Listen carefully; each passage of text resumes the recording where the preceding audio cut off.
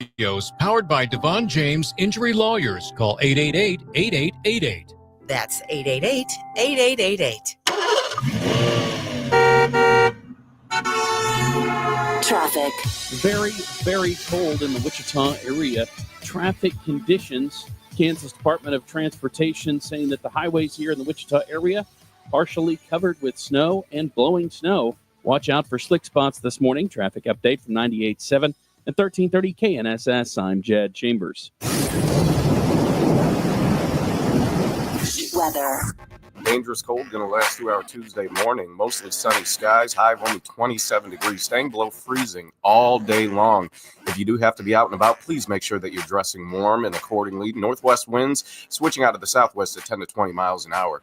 With your Storm Track 3 forecast, I'm meteorologist Ron Williams. The Rich Eisen Show on the Infinity Sports Network. The Vikings watched their season go right down the tubes. And even Kevin O'Connell, his decision before halftime, it was the Vikings who looked out of sorts. It was the Vikings who looked like their game plan wasn't ready for prime time. And it was the Vikings who wound up going home as a one-and-done 14-win team. Rich Eisen, 11 until 2 on 97.5 and 1240 KFH, Wichita's most listened to sports radio. The unrivaled leader in sports audio, reaching 2 times more people than its leading competitor, Odyssey and KFH Radio.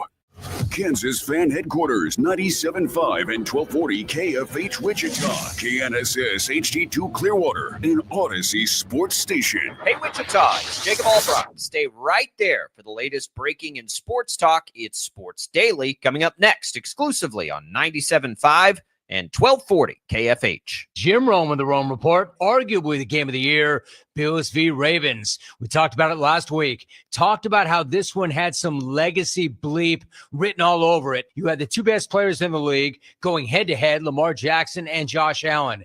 Two dudes who are both going to end up in the Hall of Fame, but two dudes who have come up short repeatedly in the postseason, especially Lamar, who came in having never won consecutive games in the playoffs. And while I'm not going to put that loss on any one player, neither Lamar Jackson or Mark Andrews, who unfortunately was a disaster late, the fact of the matter is, as great as Lamar is, he has not been when it matters most on the big stage, and we saw it again yesterday. He had not had a multiple turnover game all season, but yesterday was his 4th postseason game in which he has thrown a pick and lost a fumble. The more things change, the more they stay exactly the same. I'm Jim Rome.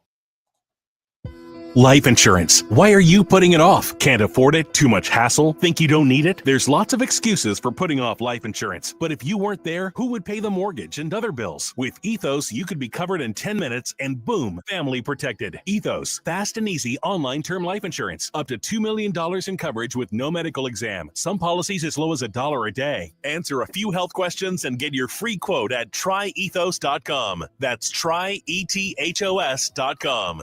Retired or retiring soon? How much money do you need to live comfortably? Retirement Planners of America is here for you. Would you like to have financial peace of mind? Here's how. Step 1. Find out the amount of money you'll need to retire. Step 2. Have a plan to get there. Step 3. Make sure that plan can take advantage of market gains but protect you from market losses. Discover how to do all three with a free consultation at 800-508-6108. That's 800-508-6108. All investments involve risk, including losses. Past performance does not guarantee future results.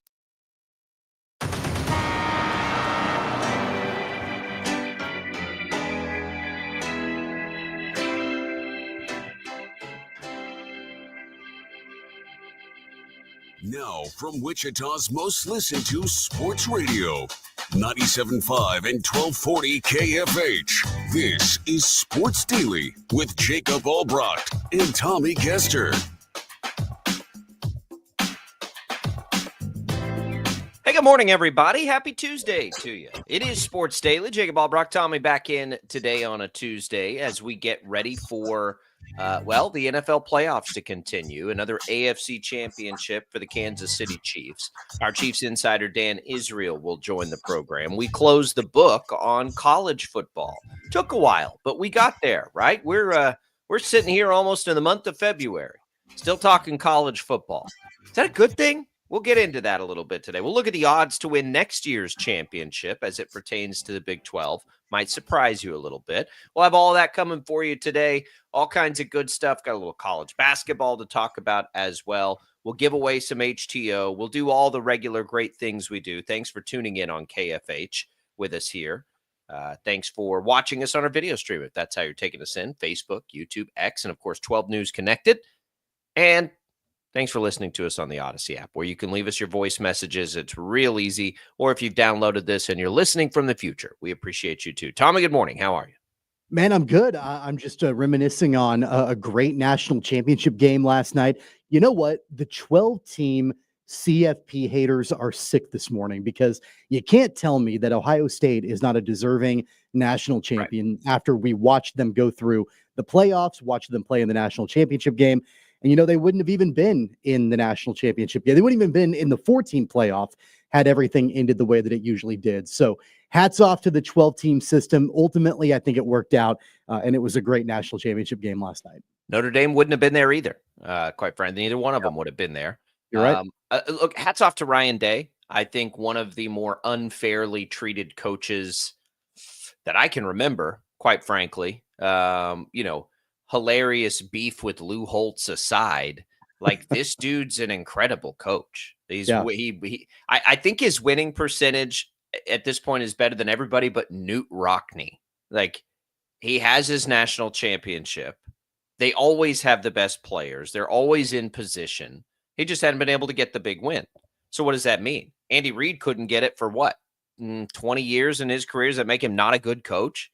Like, sometimes we way overthink this stuff. And clearly he's one of the best. And the NFL will probably come calling. And he's an NFL guy. It's where he cut his teeth. So we'll see if he stays.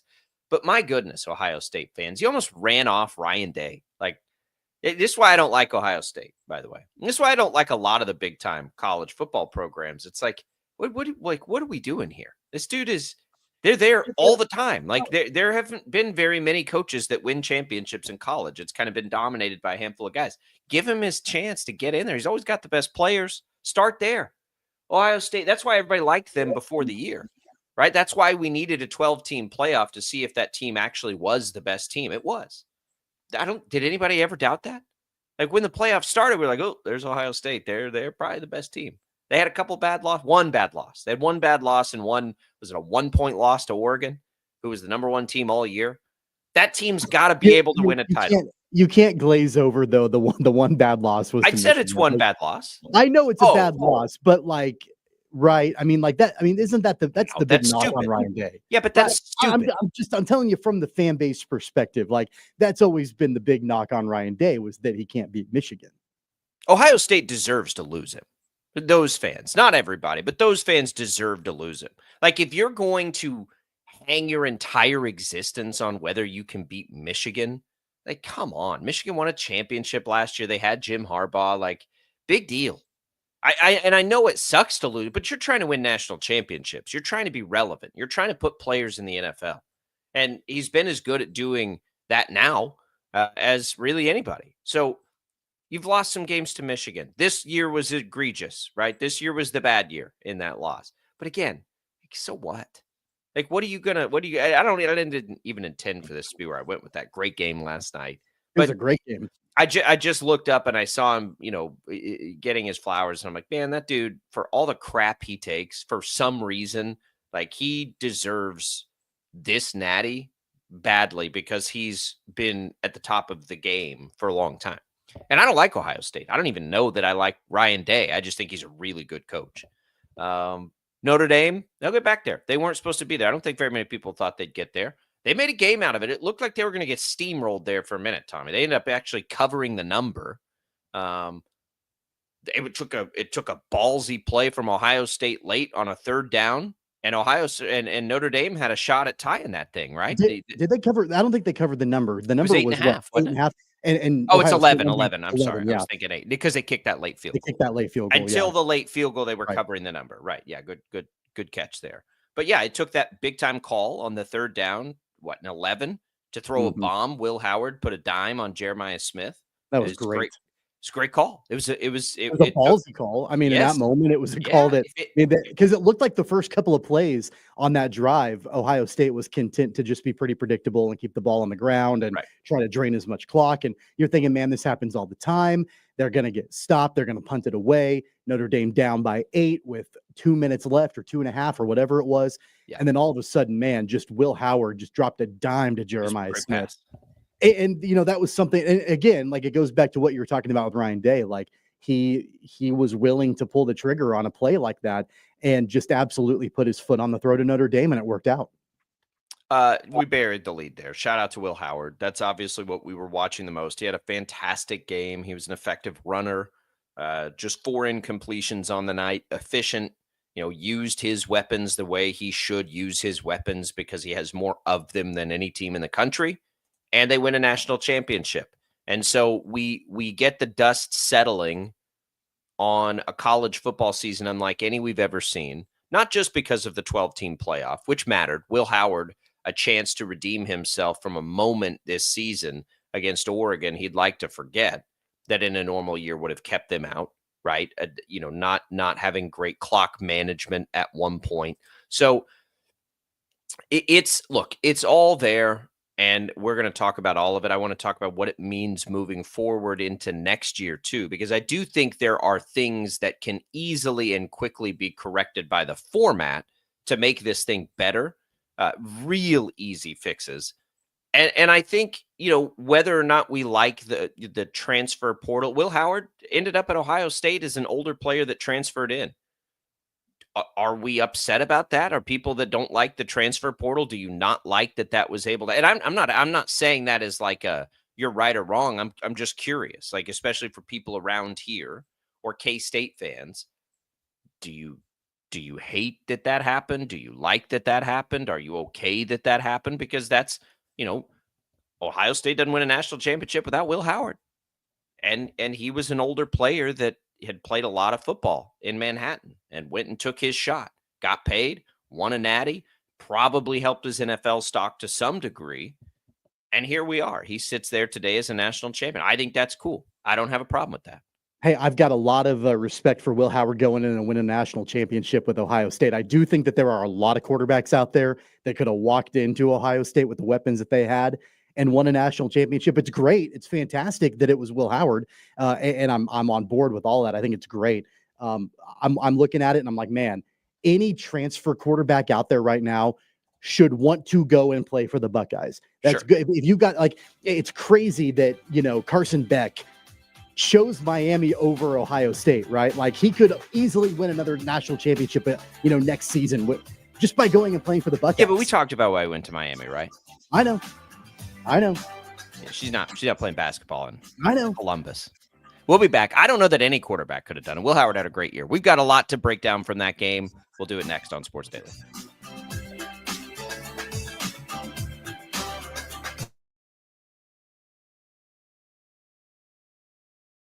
"66 counties, 4 regions, and 1 weather team that you can trust." Find Storm Team 12 every weekday at 5:30 on the KSCW.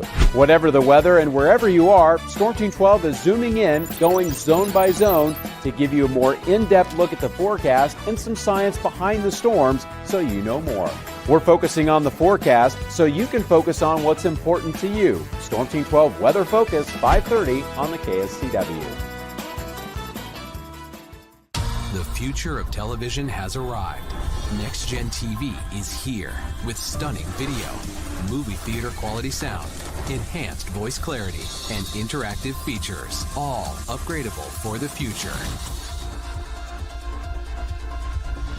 Learn more at watchnextgentv.com.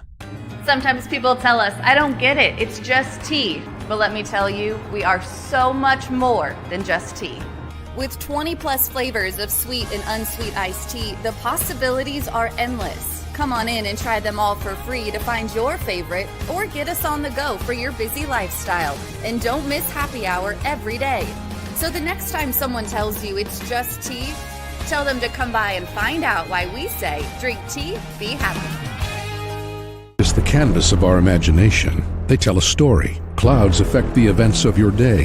Sometimes they growl, sometimes they inspire, but they're always the messengers of nature's mood written in the sky. Storm Team 12 understands the language of clouds. We're dedicated to decoding their message so you know what to expect. Behind every cloud, there is a story waiting to be told. Trust Ross Jansen and Storm Team 12, alerting you first to the impact on your life. When you need help, remember, you're not alone. We are here. We are neighbors. We are together. We are Kansas.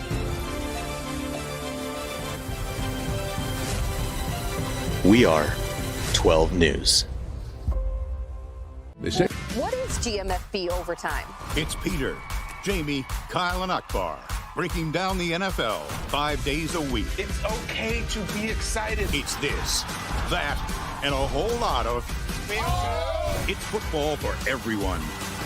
Weekdays at 10 a.m. on KSCW.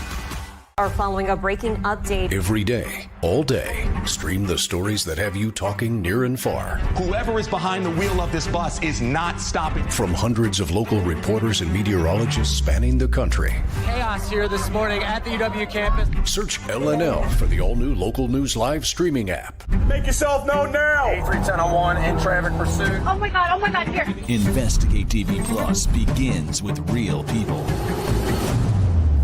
We investigate stories that impact you And inspire change every day. Something is broken. Real problems. Why are they hiding it? And real solutions. My daughter was dying in front of me. What was your reaction when he said that? Investigate TV Plus, weekdays at 3:30 p.m. on KWCH. Sometimes people tell us, I don't get it, it's just tea. But let me tell you, we are so much more than just tea. With 20 plus flavors of sweet and unsweet iced tea, the possibilities are endless. Come on in and try them all for free to find your favorite or get us on the go for your busy lifestyle. And don't miss happy hour every day. So the next time someone tells you it's just tea, tell them to come by and find out why we say drink tea, be happy. Mornings are busy. We're here to make your mornings better. We report the stories that affect you. 3 more hospital lies from contaminated apple juice just a day after the FDA issued a recall. We're here to make your mornings better. Closing east and westbound lanes of K96 for repairs. With 12 News, you're prepared for your whole day. Scattered thunderstorms across the state into the afternoon. Stay a step ahead with 12 News this morning on KWCH and KSCW.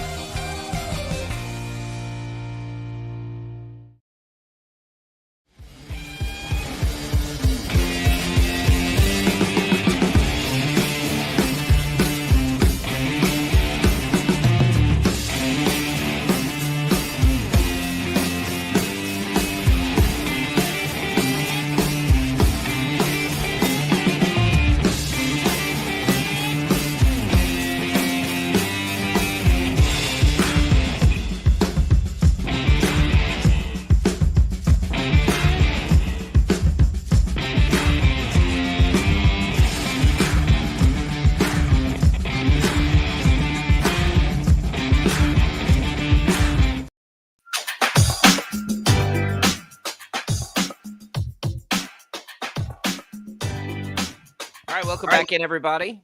Thanks to Prairie Fire Coffee for keeping us fueled up here on KFH and all across our Odyssey family. Always appreciate their support of the program. Tommy, we get the national champion. You mentioned Will Howard. Any quarterback could have walked in. They have had a history here going back of good quarterback play. Will Howard, CJ Stroud before that.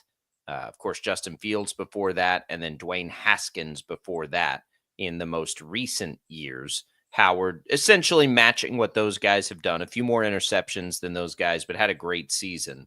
I mean, he was a perfect fit. We loved it the second he went there, right? It's just an opportunity for a guy who at his best could be a distributor to go and distribute to some of the better players at the skill positions that there were. It was a great fit. Credit to Ohio State for finding him. Will Howard, coming off not his best year, but 2 years prior when they won the Big 12 championship, had kind of shown what he'd done. And we're happy for him. I think K-State fans are happy for him. I don't think K-State fans regret the outcome. I have heard that people are saying, oh, Will Howard could have been at K-State. I don't ever hear that personally. I think everybody thought the right decision was made to go to Avery Johnson, and all parties can win in the end with that. Happy for Will Howard. Dude put it all on the line for K-State for a long time, and we're going to see more of this. Both of these quarterbacks were transfer quarterbacks, Tommy. I mean, that's just sort of the way it is, and that's kind of the position that will always be under the microscope, but there you go. And look, I want to be clear. I didn't say that any quarterback could come in and win a national championship with the weapons that Ohio State has. I just think there are a lot of them that probably could. Do you think Riley Leonard could have? Yeah. I mean, I think he's dual threat. I think he can run the ball enough, and he's dangerous with his feet and be able to get the ball to those big time weapons. Like you look at guys like, of course, Jeremiah Smith and Henderson and Judkins, and like there are really top tier weapons that Ohio State has. In fact, from what I can tell, a large portion of them are back next season for the Buckeyes. And so I don't exactly know what the quarterback situation looks like at Ohio State. I mean, correct me if I'm wrong. I'm not sure that there's a high profile transfer yet. No clue. Going to Ohio State. I don't think that that's the case. But my point is that, yeah, it's fantastic that it's Will Howard, and he was the right quarterback at the right time for Ohio State. Will Howard, with all due respect, is not a unicorn, right? He's not like the only guy that could have come in. No, he fits a profile. He fits a great profile, and he complemented those weapons extremely well. I think there are a decent amount of quarterbacks out there that could probably do that next season. It doesn't take anything at all away from Will Howard. Do not get me wrong. I'm not trying to discredit him whatsoever. I'm happy for him. It was the right spot for him to go to after leaving K-State. And honestly, he was the right quarterback for Ohio State to go to. Yeah, I think he's stylistically what they need with the roster that they have. And that's why it was such a good fit. It's just because his skill set fit it so well. You brought up like 3 or 4 things that I do want to get into here. One of them is, do they have a transfer quarterback coming in? I have no idea. So here's, as we talk about like, okay, the dust has settled, we're through this first year. What can we do to make this better? And you ask that question. I think that's a problem right now for college football, is that we would even know that information before the championship game is played. And it's not unique to college football. We have coaching cycles and changes happening right now in the NFL. We don't have free agency happening. The transfer portal is essentially turning into free agency. College athletics must get out in front of this stuff happening before the final game has been played, for a lot of reasons. Like I think the biggest, most fundamental thing that needs to change with the format after we see it in year one, that's clearly better and helps better determine a champion, is we have to get to that title game quicker. And we can't let the chaos of roster construction happen in the time between the end of the season and now. Like, that window cannot be open. There's always going to be backhanded deals, and those things kind of be made. But if you're looking for something to enforce, if you're the NCAA, we can't let the transfer portal open before the end of the season. Now, the end of the season should come much, much quicker than it does. That's the easiest fix, Tommy. Just start the games the week after the season ends, and we should be playing this game 2 weeks ago, at maximum 2 weeks ago. Like whatever the closest Saturday following your New Year's Day bowl games that you feel like you must play for some reason in college football, that should be when we play the national championship. Like, we shouldn't be playing it on January 20th. Give me I kind of liked it. I kind of liked that we had a national championship game on the 20th. No, but I honestly, like, I'll be curious to see the ratings. I think the buzz of college football is so dead because everybody's talking about the NFL now. And I really don't like that we have to wonder, like, it's crazy that college football fans outside, like, we're all watching the game to some degree, but are we really locked in like we would be if this thing was done a long time? I don't think we are. I was. Now, I'll be honest. I wasn't leading up to the game because I agree with you. I think the buzz was, That's what I'm fairly talking about. quiet Yeah, the game was the game. because everybody's into the full swing of NFL playoffs and, all of that. But once kickoff happened, man, I was locked into the Yeah, it was a good national game. championship game. And I think that a lot of it has to do with the fact that, that it's the last hurrah in college football until Labor Day, right? And so I think that was a big portion of it. There wasn't a single part of me that, as I'm watching that game last night, I'm watching Notre Dame's comeback and, the final 3 or 4 minutes of the game that I thought, man, I would like this game a whole lot more if it was 2 weeks earlier. Well, I think most people are like, we'll see what happens with the ratings. I could be wrong about that. I just think the buzz could be much higher if it came quicker.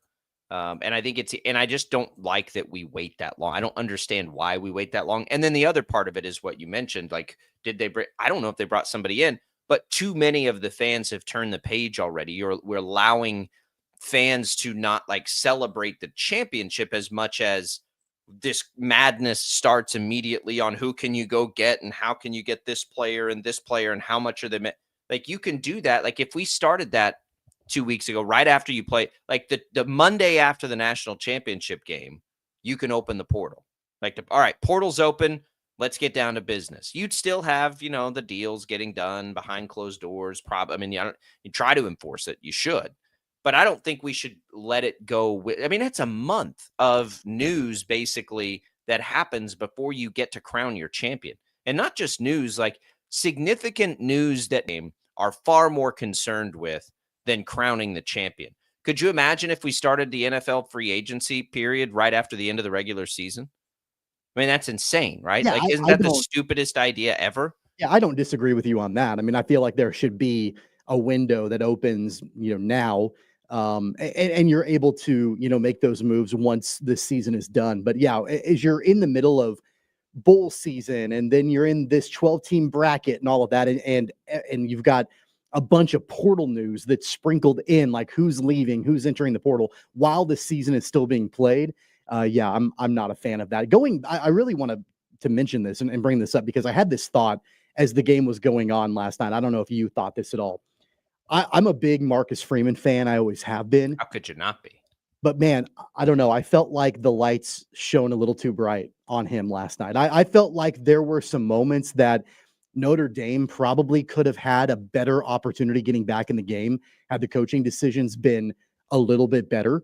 And it doesn't mean that he's a bad coach. He's a great coach. This was the biggest moment of his entire coaching career. And I think that they'll be back, and I think that he'll be able to develop Notre Dame into hopefully a perennial team that makes the playoff and can make a run at a national championship. But man, there were a few moments last night that I thought, you get out of your own way a little bit more, Notre Dame, like you would be, I think, having a better opportunity to potentially pull off this upset.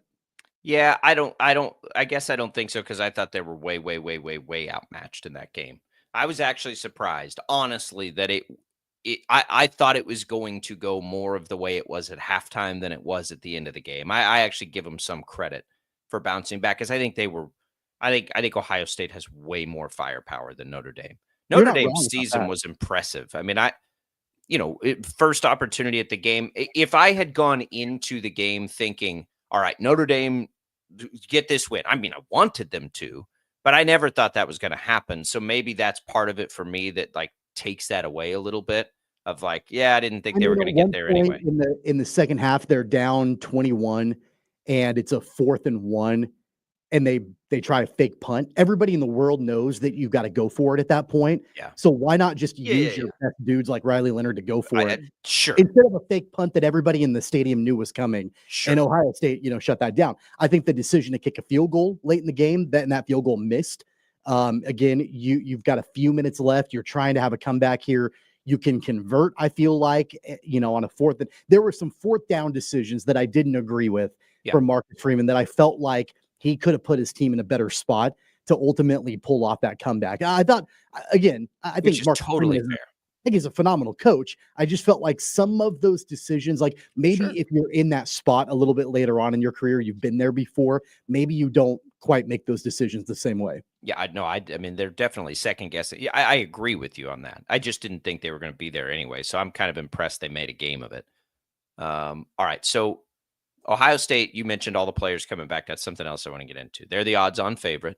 Texas, Oregon, Georgia. Those are the 4 teams right now. Ohio State's actually a moderate. They kind of have a heavy favorite, 450. Texas, the next closest, is at 650. So I'm CBS Sports put this out. That's what I'm looking at this morning. And I go down, and I think this is the top 20 teams. Not a Big 12 team to be found. What do you make of that? The Big 10 this year had a great year, had the best year by far, not just because they won the championship. They backed it up in the postseason. They had a much better record than all the other conferences combined in the postseason. This was their year. This was the Big Ten's year. There's no doubt about it. The Big 12 is not represented on that list on Vegas. Vegas doesn't put any Big 12 team, which has it's what's crazy about it. There is a path, right? If the Big 12 is down next year, that should, in theory, make it easier for a team to at least be represented in the playoff. A 12-team playoff. There's not any team in the top 20. Yeah, I think that I don't put a ton of stock into that at this moment, the day after the national championship game, because I think that it's more of an indictment on the conference as a whole than it is on any individual team. I mean, like, you've got to at least right away think about BYU and Arizona State, the 2 teams that were there this season, returning. And I have no idea what their programs look like as far as returners and all of that next season. I think Kansas State, of course, like, we'll talk about them having an opportunity to make it in. And then there are other teams like Colorado and West Virginia potentially, and Oklahoma State, depending on what happens with them. Like, I think that there are some other teams out there. Texas Tech is probably one too that you could probably point at, but I don't put a whole lot of stock into what Vegas is putting out there the day after the national championship game. So I just jumped over to BetMGM.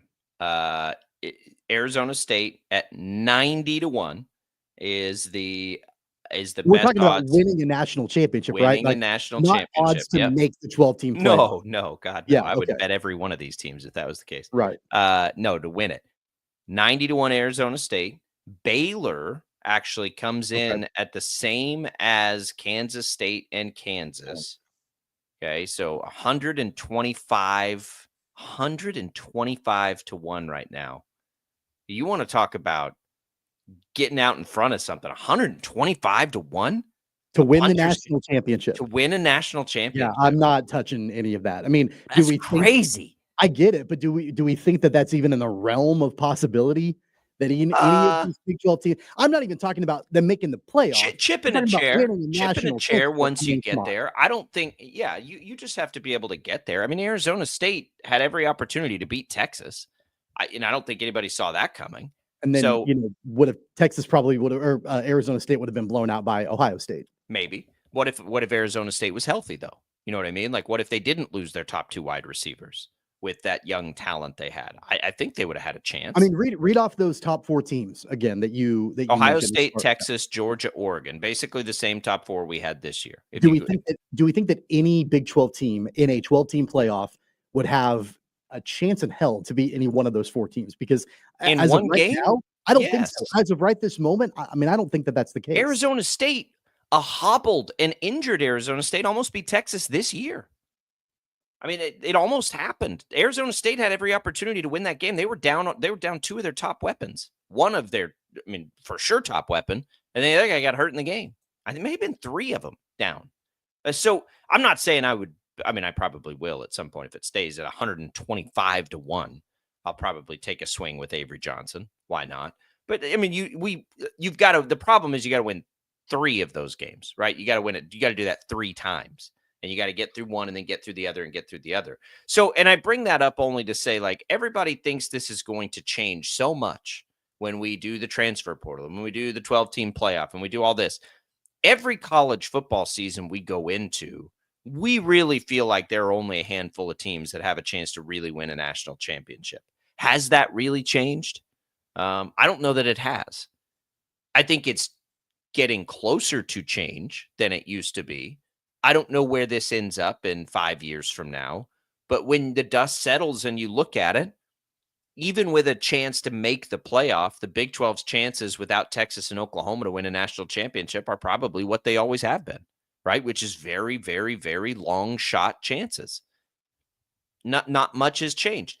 we all act like this is going to wreck this sport we've loved and done. No, probably not. Like, this is kind of where we thought we'd be. This is where we generally are at the end of a college football season.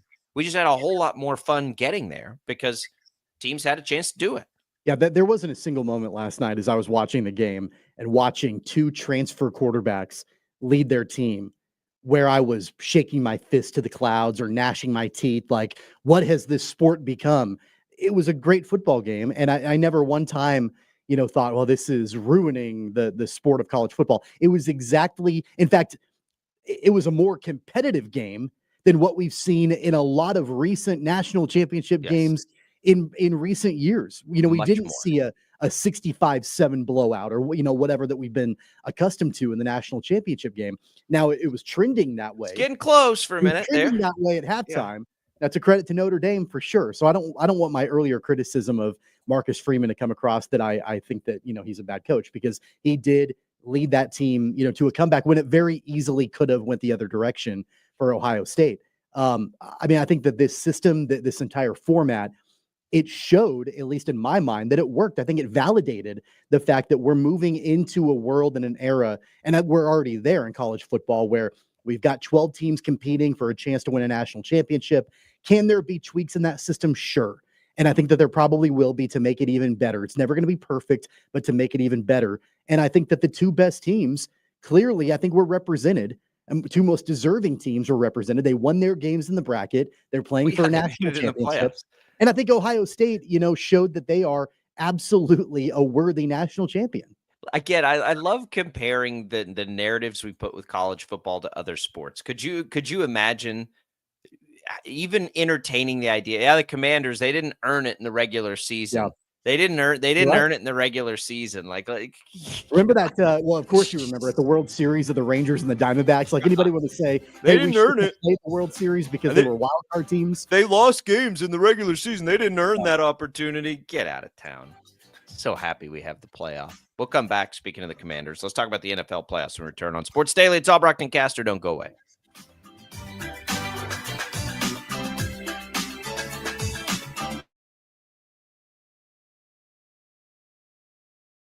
"66 counties, 4 regions, and 1 weather team that you can trust." Find Storm Team 12 every weekday at 5:30 on the KSCW. Whatever the weather and wherever you are, Storm Team 12 is zooming in, going zone by zone to give you a more in-depth look at the forecast and some science behind the storms so you know more.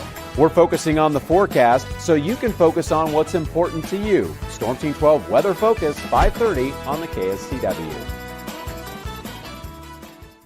The future of television has arrived. Next Gen TV is here with stunning video, movie theater quality sound, enhanced voice clarity, and interactive features, all upgradable for the future. Learn more at watchnextgentv.com. Sometimes people tell us, I don't get it, it's just tea. But let me tell you, we are so much more than just tea. With 20-plus flavors of sweet and unsweet iced tea, the possibilities are endless. Come on in and try them all for free to find your favorite, or get us on the go for your busy lifestyle. And don't miss happy hour every day. So the next time someone tells you it's just tea, tell them to come by and find out why we say, drink tea, be happy. It's the canvas of our imagination. They tell a story. Clouds affect the events of your day. Sometimes they growl, sometimes they inspire, but they're always the messengers of nature's mood, written in the sky. Storm Team 12 understands the language of clouds. We're dedicated to decoding their message so you know what to expect. Behind every cloud, there is a story waiting to be told. Trust Ross Jansen and Storm Team 12, alerting you first to the impact on your life. When you need help, remember, you're not alone. We are here. We are neighbors. We are together. We are Kansas.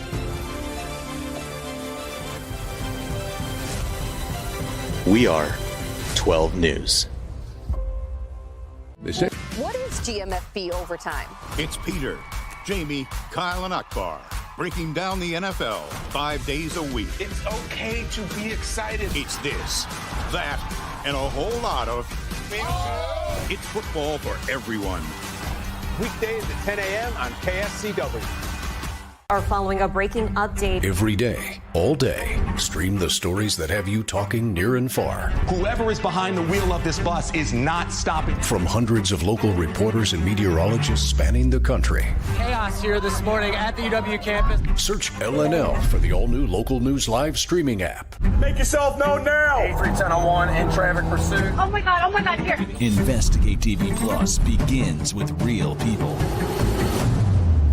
We investigate stories that impact you. And inspire change every day. Something is broken. Real problems. Why are they hiding it? And real solutions. My daughter was dying in front of me. What was your reaction when he said that? Investigate TV Plus, weekdays at 3:30 p.m. on KWCH. Sometimes people tell us, I don't get it, it's just tea. But let me tell you, we are so much more than just tea.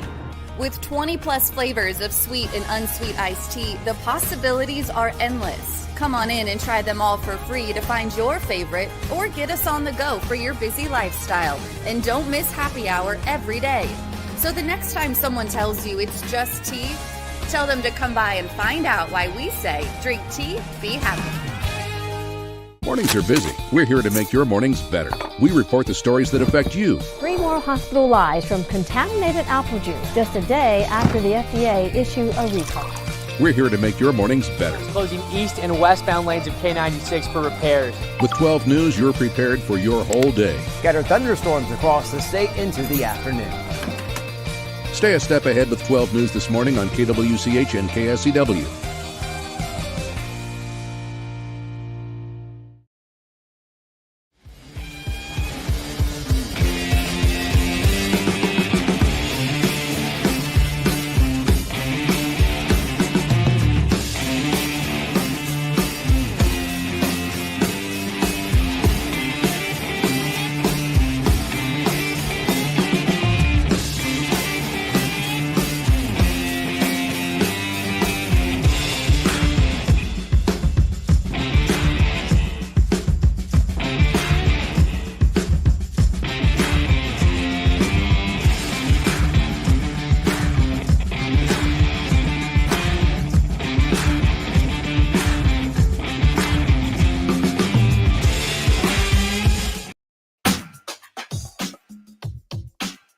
All right, welcome back, everybody. Glad to have you here with us. If you want to win some HTO, you can do that right now by texting in the keyword T to the short code 20357. That'll get you a chance to win a free iced tea and a free reign coffee drink. Root beer is back. If you're a root beer fan, that's a good way to try it out. Just win this contest. You can enter once per day. Message and data rates apply. These are good for either Wichita location or in Derby. Again, text keyword T to 20357. Welcome back into Sports Daily.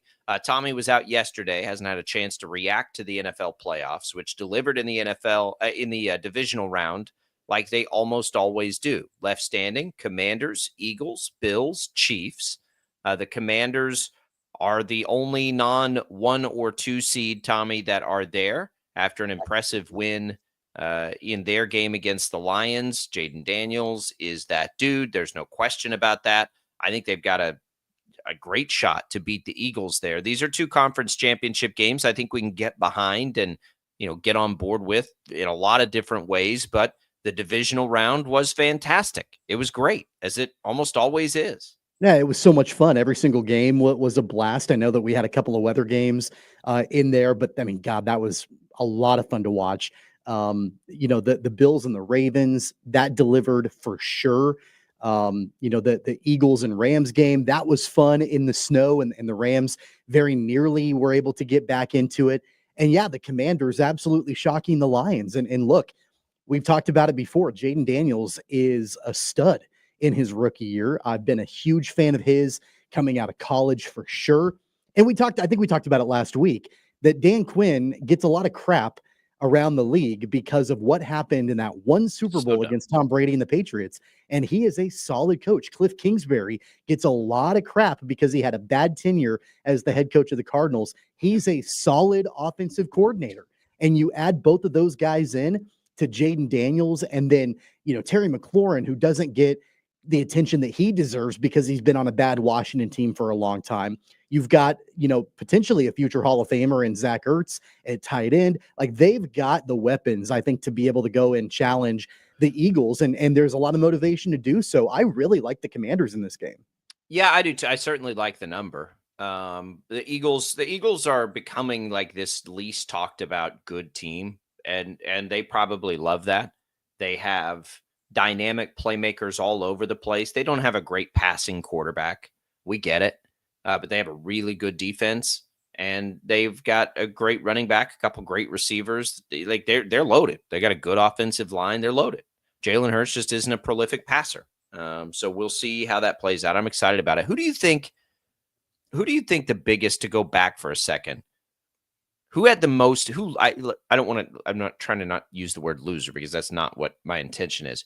Who lost the most, do you think, in the divisional round? I think there are a lot of good candidates. The Lions, after the regular season that they had, certainly a candidate.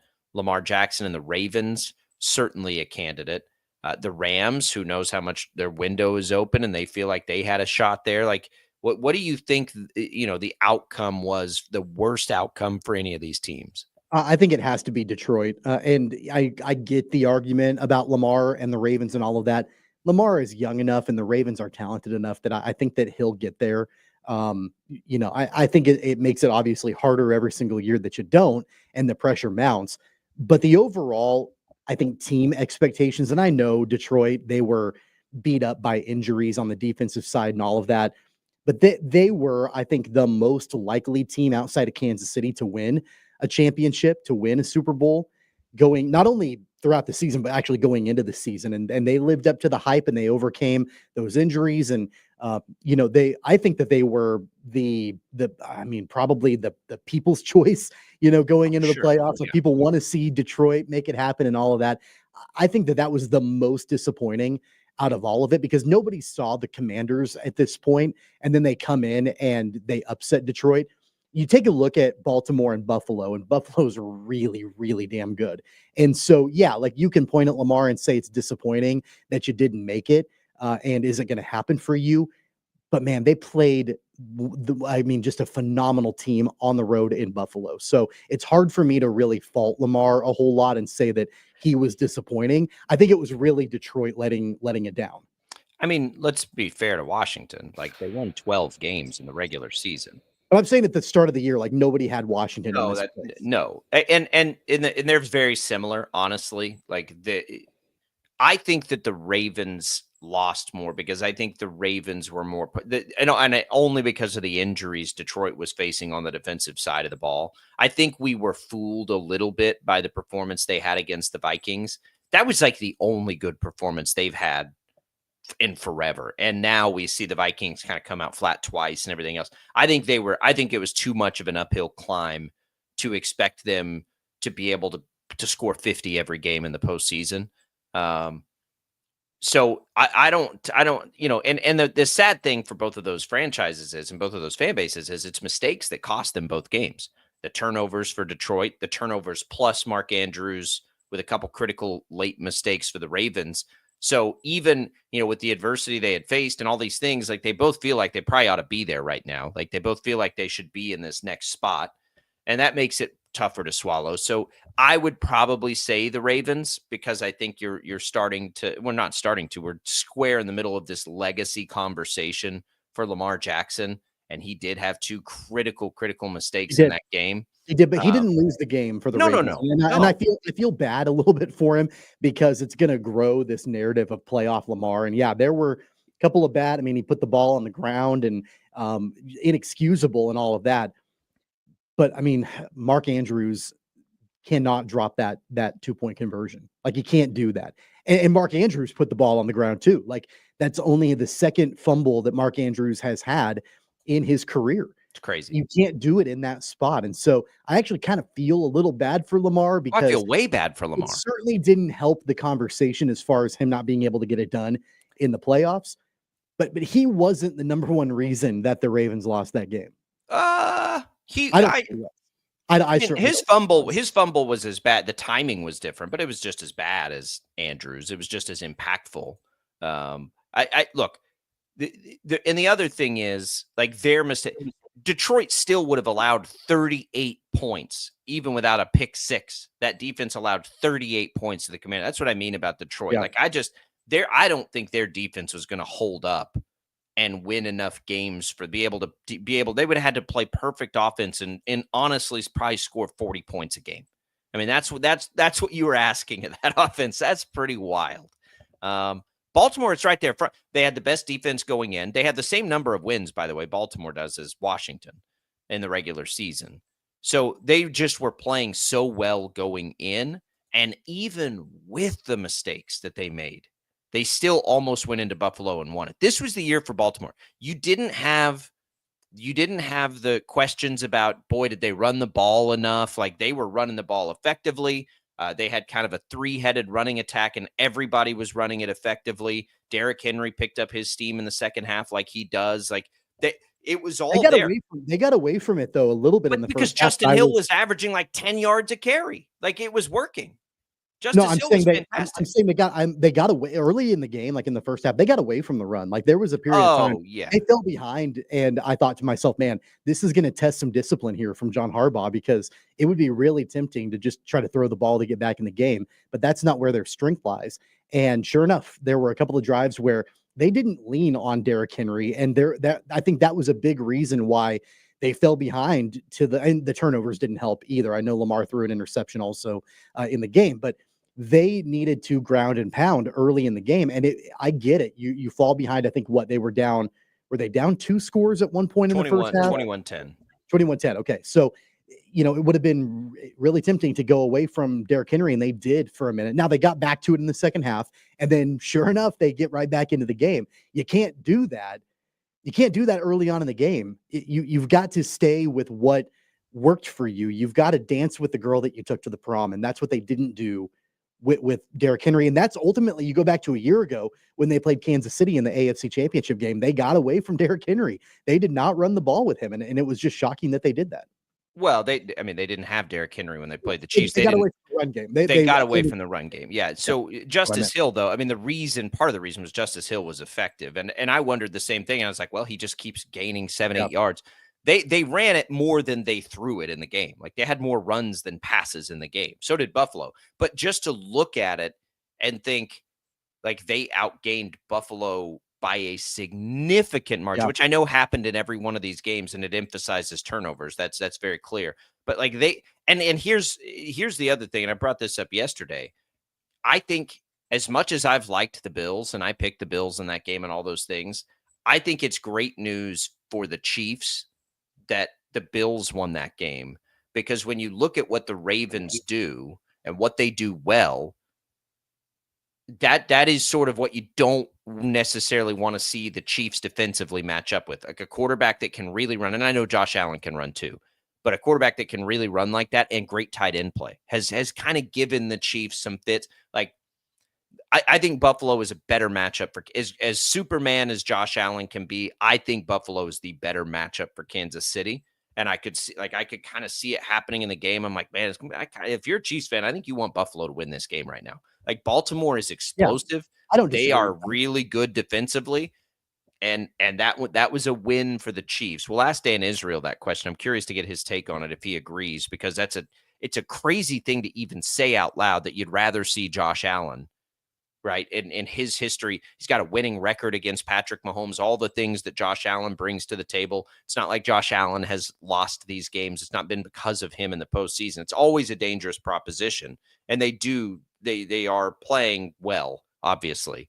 And they beat the Chiefs in the regular season. We'll see if they can get one in the postseason. I don't think they will. I think the Chiefs will win that game. We'll dig into that as we make our way through the show too. But man, it just like Baltimore, that's why Baltimore feels like one really got away from them in a year where they were in a position, I thought, to win a Super Bowl. Yeah. And look, I don't think that that window is gone for Baltimore. I mean, no. I think that you could be a little concerned going into the year, like how much does Derrick Henry have left in the tank? I think he showed that he's still got a good amount in the tank. Like probably doesn't have 5 years, doing it, but at least he's at least got another one, I would think, in his back pocket, maybe a couple more. So I don't think that window fully with the offense that we've seen built in Baltimore is out the door.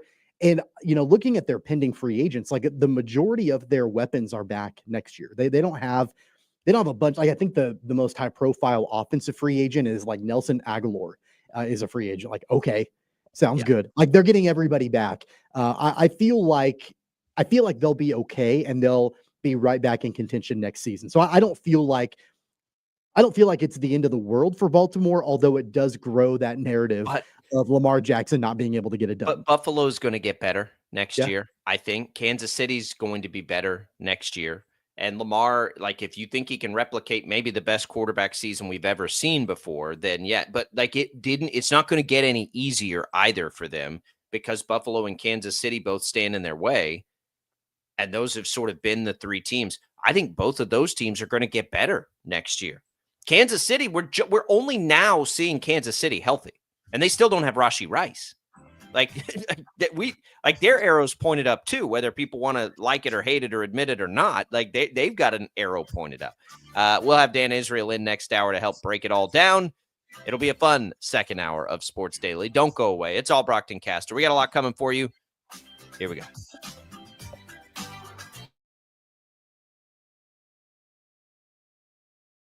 66 counties, 4 regions, and 1 weather team that you can trust. Find Storm Team 12 every weekday at 5:30 on the KSCW. Whatever the weather and wherever you are, Storm Team 12 is zooming in, going zone by zone to give you a more in-depth look at the forecast and some science behind the storms so you know more. We're focusing on the forecast so you can focus on what's important to you. Storm Team 12 Weather Focus, 5:30 on the KSCW. The future of television has arrived. Next Gen TV is here with stunning video, movie theater quality sound, enhanced voice clarity, and interactive features, all upgradable for the future. Learn more at watchnextgentv.com. Sometimes people tell us, I don't get it, it's just tea. But let me tell you, we are so much more than just tea. With 20 plus flavors of sweet and unsweet iced tea, the possibilities are endless. Come on in and try them all for free to find your favorite or get us on the go for your busy lifestyle. And don't miss happy hour every day. So the next time someone tells you it's just tea, tell them to come by and find out why we say drink tea, be happy. It's the canvas of our imagination. They tell a story. Clouds affect the events of your day. Sometimes they growl, sometimes they inspire, but they're always the messengers of nature's mood written in the sky.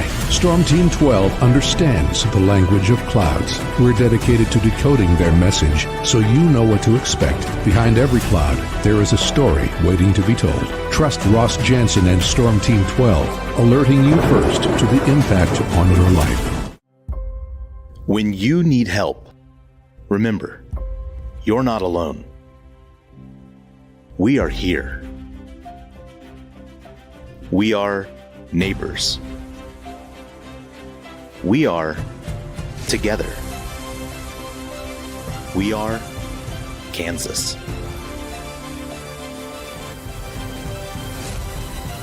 We are 12 News. What is GMFB overtime? It's Peter, Jamie, Kyle, and Akbar breaking down the NFL 5 days a week. It's okay to be excited. It's this, that, and a whole lot of It's football for everyone. Weekdays at 10 a.m. on KSCW. Are following a breaking update. Every day, all day, stream the stories that have you talking near and far. Whoever is behind the wheel of this bus is not stopping. From hundreds of local reporters and meteorologists spanning the country. Chaos here this morning at the UW campus. Search LNL for the all-new Local News Live streaming app. Make yourself known now. 310-1 in traffic pursuit. Oh my God, here. Investigate TV Plus begins with real people. We investigate stories that impact you. And inspire change every day. Something is broken. Real problems Why are they hiding it? and real solutions. My daughter was dying in front of me. What was your reaction when he said that? Investigate TV Plus, weekdays at 3:30 p.m. on KWCH.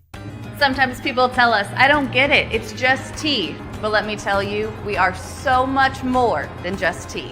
With 20 plus flavors of sweet and unsweet iced tea, the possibilities are endless. Come on in and try them all for free to find your favorite or get us on the go for your busy lifestyle. And don't miss happy hour every day. So the next time someone tells you it's just tea, tell them to come by and find out why we say drink tea, be happy. Mornings are busy. We're here to make your mornings better. We report the stories that affect you. 3 more hospital lies from contaminated apple juice just a day after the FDA issue a recall. We're here to make your mornings better. Closing east and westbound lanes of K96 for repairs. With 12 News, you're prepared for your whole day. Scattered thunderstorms across the state into the afternoon. Stay a step ahead with 12 News this morning on KWCH and KSCW.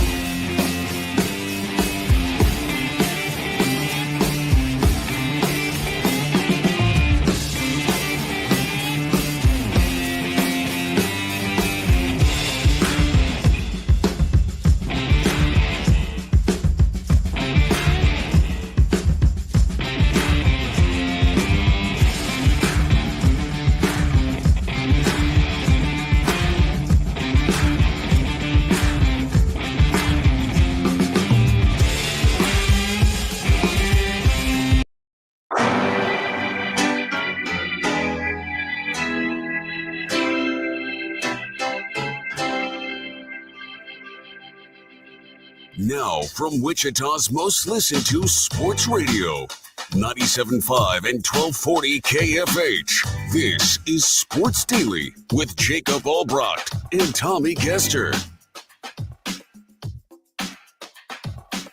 All right, welcome in, everybody, for another hour of Sports Daily. It is Jacob Albrecht. It is Tommy Castor. We are ready for you to have some fun with us in this hour. We'll have Dan Israel on next segment.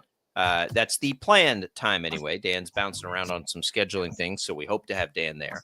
It's going to be a fun week as we get ready for conference championship games. Be a fun week. By the way, thanks to Crestview Country Club for being a support of the program. Great time to give Crestview a call in these cold weather months.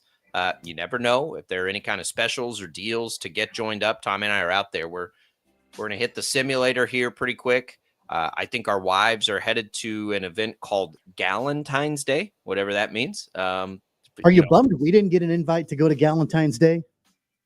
To Galentine's Day? I don't even know what that means. I'm guessing with the gal, it's implied that we were never going to be invited to something like that. But, happy wife, happy life. They'll have a great time.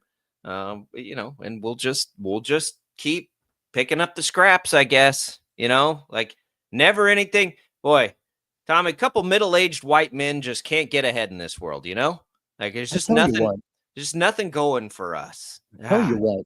Yeah. It's tough. It's a tough life. It is. No, we do appreciate Crestview Country Club, though. Give them a call. We'd love to see you out there. We're both out there. We both love it. All right, Tommy, you, again, not here yesterday. Let's get a quick bird's eye on the Chiefs, and then we'll dig way in with Dan Israel here later in the hour. We text a lot during that game. I think for me, it's like this awakening game. I think there was a little bit of offensive rust in that game. I think there was probably a little bit of rust all across the board until that fourth quarter, which was just absolutely dominant for the Chiefs. I would be concerned if I was the rest of the league. 212 yards of offense. That's all they had in the game. 212 yards of offense. Isn't that crazy? That's an unfair number because you have sack yardage taken away from that to some degree, but they feel like it's all lining up. The Kelsey game was so predictable because they're finally healthy everywhere where he can get some single coverage. Their offense has a chance to be so multifaceted that it's going to be difficult to stop them in key spots in a game, right? Like they're basically like, just don't make any mistakes. Just don't let Mahomes get murdered with your tackles, and their offense is going to be fine. And now all of a sudden they're going to find a pass rush for the first time. Not just, I mean, Spags was as good as Spags gets in that game, but I thought the defensive line was as good as it's been all year in that game too. It just feels like as that game progressed, we saw the Chiefs hit that stride that they hadn't been able to really hit all year, and all the phases kind of combined and all together. And they're the healthiest they've been, and I think they look great in a game where they didn't look that great, oddly. Yeah, like, it's kind of weird. It's wild to me that in a game when you've got on the opposing defensive line Will Anderson and Danielle Hunter, that the Chiefs defensive line, I thought, outplayed the Texans defensive line. And don't get me wrong, Anderson and Hunter, like the entire defensive line for the Texans, played really well. The Chiefs defensive line, though, played out of their minds. And we're not just talking about like Chris Jones. Like usually it's like one guy. Like Chris Jones will have a really good game, or George Karlaftis will have a really good game. It was both of those guys. It was Felix Udike. Uzama had a really good game. The play calling was great. I mean, when Spags dialed up the blitzes, he knew exactly what to do and when to call them. And I know that he was very aggressive, but when to bring the house, when to draw back in coverage. There were times where he was bringing different looks from the blitzes, and it got CJ Stroud rattled. And that offensive line for Houston was not particularly good on Saturday. So I think that was a big part of it as well. If they can continue that, it was huge. And what's funny about it is that that's not been the way that the Chiefs defensively have played most of the season. Like, it's been not getting after the quarterback, but it's been stopping the run. And I thought Joe Mixon had a pretty solid game for Houston. So it really wasn't the run stopping for Kansas City on Saturday. It was them being able to get after the quarterback and be able to chase CJ Stroud down. And they did that at a pretty large scale. I think that bodes well for them moving forward for sure. I don't think Buffalo's game plan is going to be really any different than it was in its game against Baltimore than Houston's was against Kansas City. Buffalo's going to come into the game, try to play mistake-free, and try to keep the Chiefs' offense off the field. That's exactly what the Texans wanted to do. It's exactly why they were so frustrated when drives were extended on those calls, roughing calls or whatever. Like, that was their game plan, right? Is to get them off the field quickly and don't let their offense have an opportunity to pile it up on you. And they did a pretty good job of that. They had some bad mistakes in the game, some bad coaching decisions. Ball didn't bounce their way a couple of times. Buffalo will, I think, try to do the same thing against Kansas City. They're going to try to run the ball. They're going to try to keep the offense off the field, and they're going to try to do exactly what they did against Baltimore, which is play mistake-free. That will be a critical. Obviously, the last round, if it didn't show you that turnovers matter in the NFL, then nothing does. You don't envision that game, I don't think, at the surface of being a game that'll have a lot of turnovers. I think the weather looks pretty good. Like, I don't imagine that turnovers are going to be a huge part of it.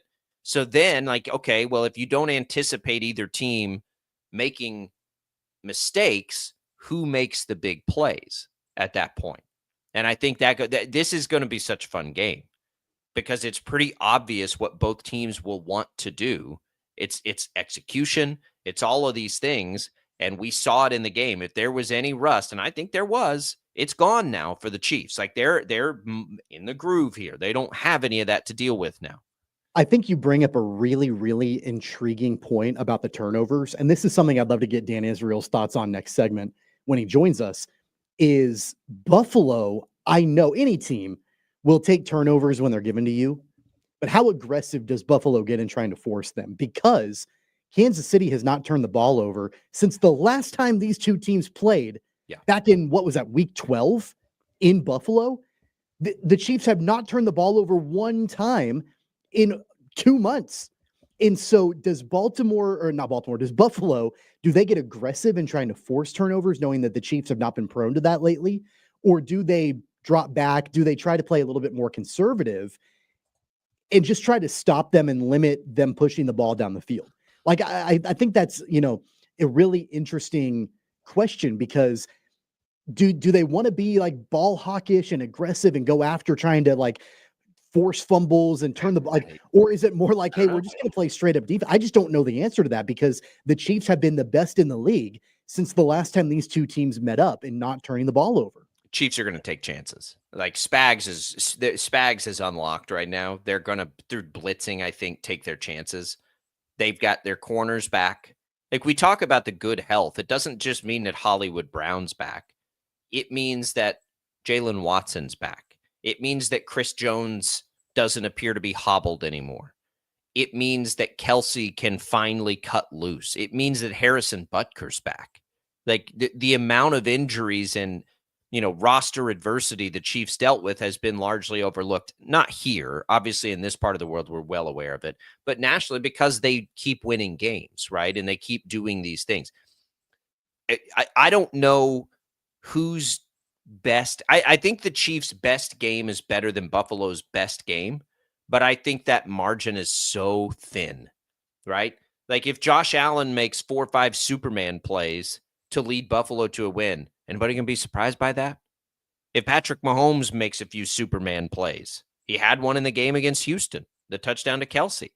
Like it's such a fun game to think about and imagine because these are teams that you don't think are going to beat themselves. They haven't done that in so long this year that it's not like in the car. Like when you're thinking about Ravens Bills, you do think about fair or unfair.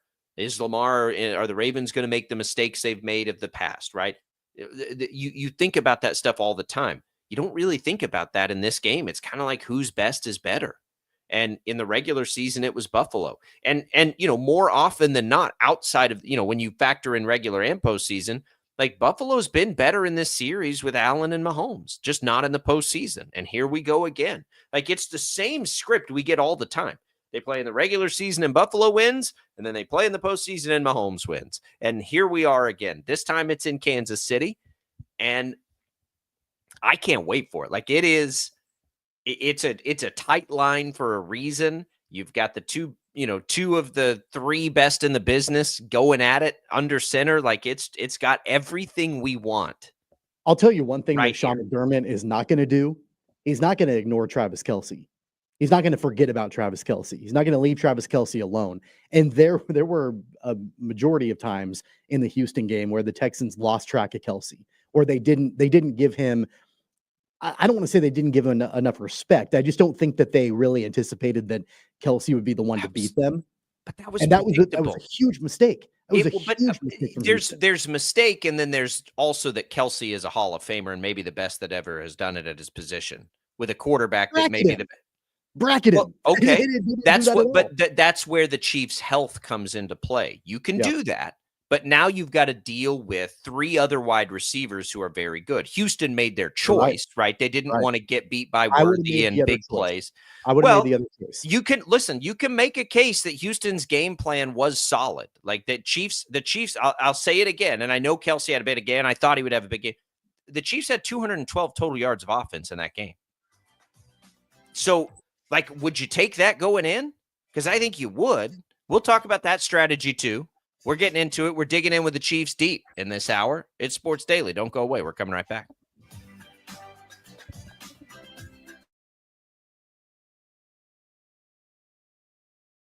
"66 counties, 4 regions, and 1 weather team that you can trust." Find Storm Team 12 every weekday at 5:30 on the KSCW. Whatever the weather and wherever you are, Storm Team 12 is zooming in, going zone by zone to give you a more in-depth look at the forecast and some science behind the storms so you know more. We're focusing on the forecast so you can focus on what's important to you. Storm Team 12 Weather Focus, 5:30 on the KSCW. The future of television has arrived. Next Gen TV is here with stunning video, movie theater quality sound, enhanced voice clarity, and interactive features, all upgradable for the future.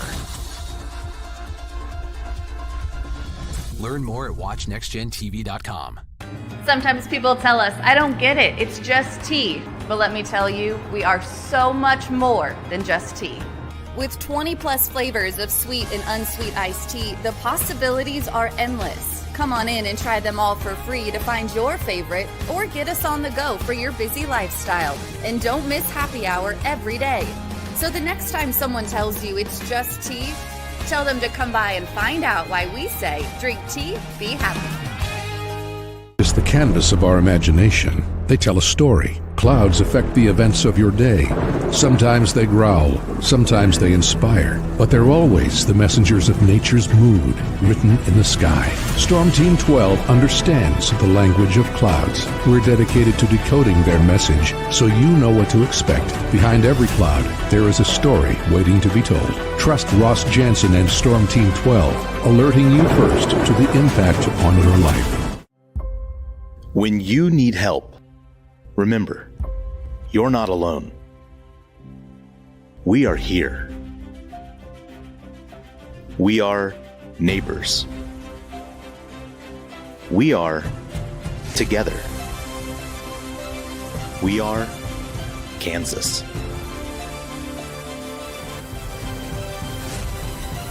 We are 12 News.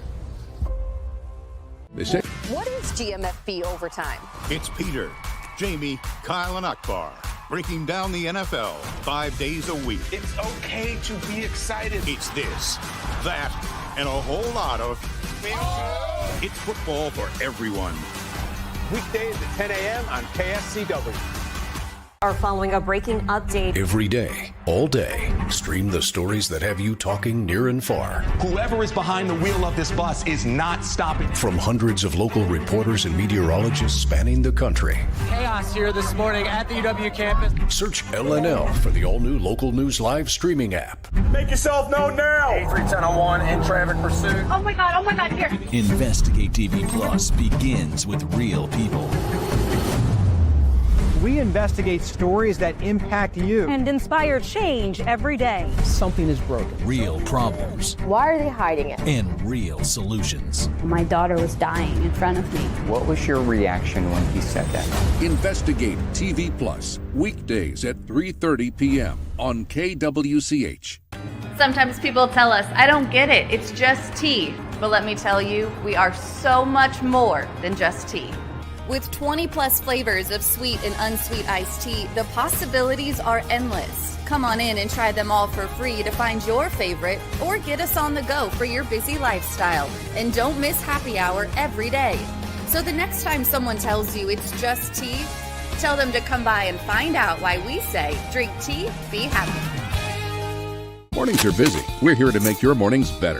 We report the stories that affect you. 3 more hospital lies from contaminated apple juice just a day after the FDA issue a recall.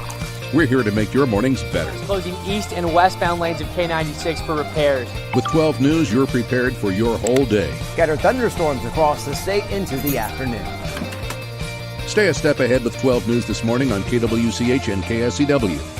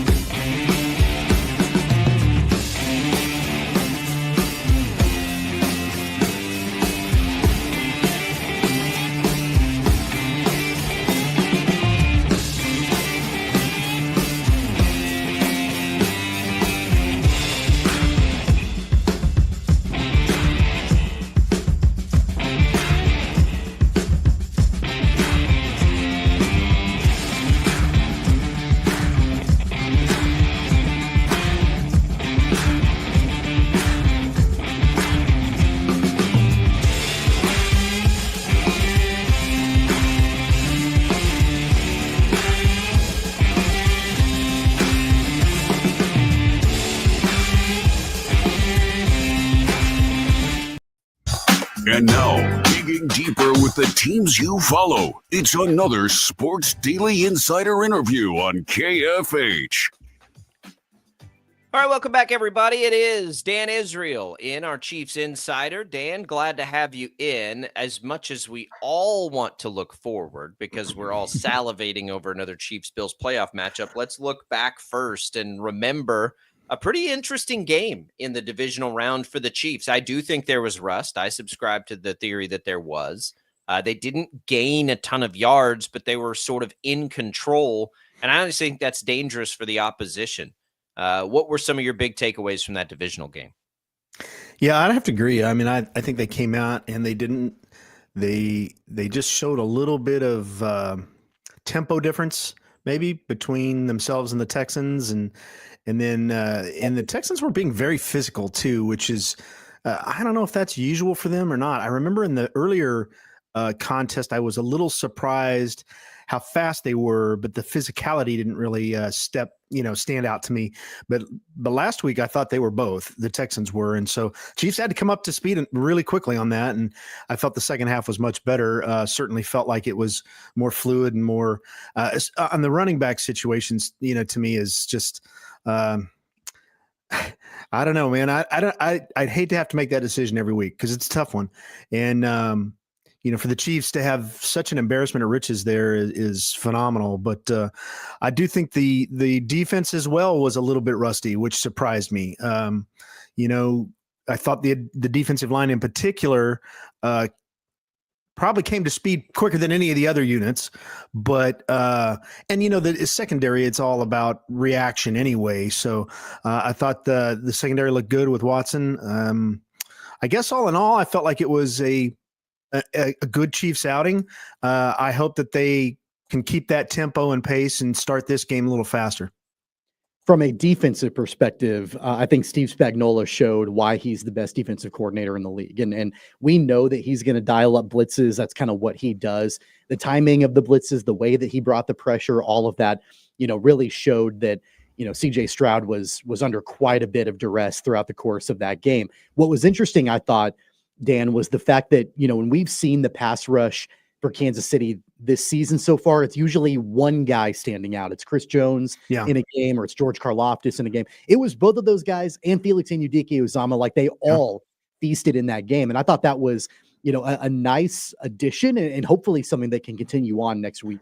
Yeah, I think Karlaftis now has like 8 playoff sacks. Yeah. Karlaftis. How was that?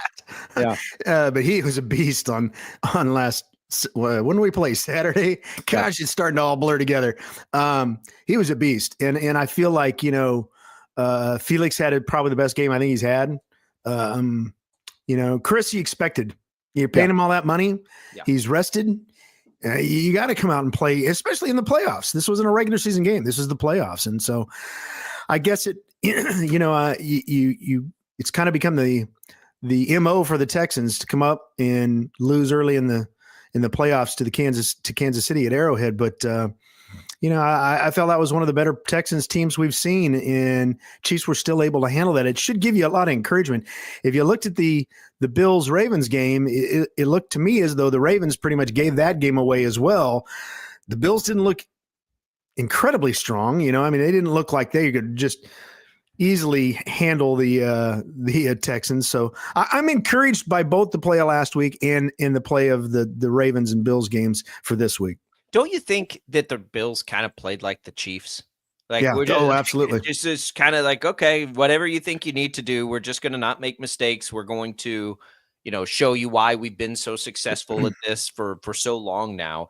I think, Dan, that it's good that the Bills beat the Ravens as far as the Chiefs are concerned. I think the Ravens present some matchup challenges for the Chiefs that the Bills probably don't. But on the flip side of that, the Bills also don't really make mistakes when it gets to this point, like the Ravens are prone to do too.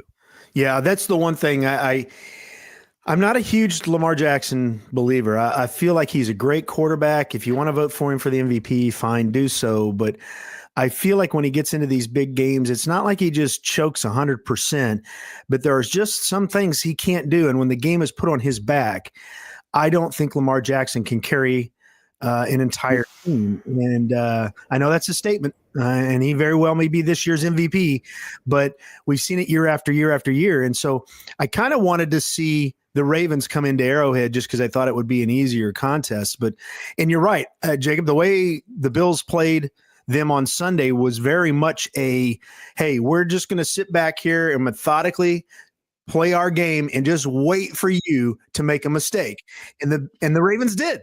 they made enough of mistakes there. 4 of them. The Bills could capitalize on it and couldn't recover. And so that's very much what the Chiefs have done all season long, right? So it could be an interesting low-scoring game this week with two defenses just waiting for the other one to pounce.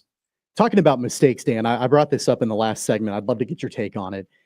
It's remarkable to me that Kansas City has not turned the ball over one time since the last time these two teams played in Buffalo in Week 12. So they've not been prone to turning the ball over and making those mistakes. The offense, they haven't scored 30 points plus a game, but they're not turning the ball over. It makes me wonder, should Buffalo play them aggressively, like defensively? Like, should they be trying to force turnovers in this game this weekend, knowing that the Chiefs haven't turned the ball over in like 2 months? Or should they back off a little bit and just try to, stop the run, stop the pass? Or should they be ball hawks and trying to go after getting them to turn the ball over? Well, I think all these defenses are kind of starting to adopt that punching the ball out and really trying to get that ball loose. And the Bills in particular are ball hawks. And so I'd like to say the Chiefs are becoming that. They kind of took a step in that direction. I don't think they fully became that, but stealing a possession in a playoff game can make a difference. So I guess I'd say, if you're asking me, the former, be more aggressive, go after the ball, try to steal a possession, because one possession in these games can make all the difference. Even if it's nothing than keeping the other guy off the field, but usually one of these possessions, you can get a field goal out of it. And these games are so close, man. They're finishing, a touchdown. They're one score games. All these playoff games, some of these, there hasn't really, that I can even think of, been a huge blowout where we just like, oh, well, that wasn't even worth watching. And so I feel like, if the defense can do just a little bit more for the offense, I think that pays dividends. And so I'd say probably, Tommy, be a little more aggressive on that side. Yeah, look, I mean, at some point, I don't know that you can be more aggressive than what the Chiefs get and what the Bills get. Not late in that game. Yeah. So, but I feel like they just they've got the wherewithal to do it. So do it. It is fascinating. I wanted to, speaking of the defenses, like, it to me was so predictable that that Kelsey is primed to go off a little bit. I think it's just because they're finally healthy. The Texans, Tommy and I were just talking about this before you came on. The Texans sort of made the decision to let Kelsey eat a little bit, and it obviously bit him in Kelsey's production. But when you look at the overall production, Mahomes had 177 yards. It makes me wonder what you take away from that if you're the Bills. Should you let Kelsey eat a little bit? Because his propensity to, and I know he broke off one big one in that game, but if it wasn't for the 50-yard reception, he'd had about 6 catches for 50 or 60 yards. Is that because when you look at the totality of the offense, it wasn't the best offensive game for the Chiefs. So how do you handle that, do you think, if you're the opposition? Do you go back to keying in on Kelsey? Because if you do that, now you've got to deal with Hopkins and Worthy and Hollywood Brown. Yeah, I feel like, D'Amico Ryans really kind of took the attitude of, hey, we'll give Kelsey a little food, but nobody's getting any explosive plays on us. And we're going to keep this from getting out of hand quickly. And unfortunately, that plan didn't work either. And so I don't really know. I do feel like we all kind of knew deep down inside that Kelsey has been saving it up. He was going to hit that turbo button as soon as the playoffs started. And so him getting in there and looking a little bit more like himself, I think was expected. But, I guess the rule of thumb there is you're on the road with a defense. You're trying to win a championship game like this. Make it a defensive, keep those guys, keep that score low, give your offense a chance to do something. And the unfortunate part about that, the Texans defense, in my opinion, is really built for that. The Bills defense is different. I wish there was some way we could get rid of Milano. Every time I look through, like, how would I strategically attack this? Matt Milano just keeps, that guy just is always in the way, whether he's batting a pass or whether he's, spinning around the defense or the tackles and coming from the backside to create pressure. Now, I don't think it's going to be that easy to get pressure on Mahomes as much as it is CJ Stroud. I do feel like Mahomes is a better read of defenses than than Stroud was. But nevertheless, and I'd even say Jackson. I was surprised with the Bills-Ravens game. I was surprised that Jackson didn't scramble more. He was getting enough pressure that I just thought he would scramble more, but I guess that he was trying not to do too much. And when he did try to do too much, that's when he was fumbling the ball. So maybe he was just trying to get settled in back there. But the whole game was a weird game to me with an anomaly. They forgot about Derrick Henry. The Ravens forgot about Derrick Henry for about, I don't know, maybe 10 or 15 minutes of ball game. And then they came, it just wasn't your conventional Ravens game. I did think the Bills were a little more themselves, but even with that said, did you guys think Josh Allen was particularly, amazing? No, I mean, He was Josh Allen, and he has that, whatever they call that. It's not, they don't call it the tush push. What do they call this? Snow shovel or something. They're going to get those. I mean, that guy's huge. He's 6'5", and he's on the books at 6'5", Josh Allen is, but he plays more like he's 6'7" or 6'8", I think. But I think for the Chiefs, what will have to happen here is the Spagnuolo will take that assessment that he always does in the first quarter. It seems like the Chiefs just get in there and they bend and don't break. That was the best thing I felt like that came out of the Texans-Chiefs game was just I think it was 15 of the 17. I'm sorry. Gosh, I'm going to forget the stat now. Most of the offense was played on the opponent's side of the field. So it was really a good example of, you've got 70 offensive snaps and so many of those were on the offense's opponent's side of the field. That is a defense bending and not breaking. And we truly saw that in Sunday's game. They're going to need to do that same thing, I think, with the Bills, because the Bills are far more explosive than the Texans are. And the last thing you want to do is let the Bills get up in that 24, 27, 30, 31 kind of range, man. That's an awful lot to ask out of what we've seen out of the Chiefs offense. With good weather too, right? Yeah, there's going to be good weather this week. Yes. I was trying to come up, Dan, with a word to describe the offensive line play from the game on Saturday. And really all I can come up with is enough. Like they did enough. They did what they needed to do. It's a patchwork offensive line, especially left tackle with Joe Thuney and all of that. But when you're going up against Will Anderson and Danielle Hunter, I mean, it was enough. Like they did ultimately what they needed to do for Kansas City to get the win and move on.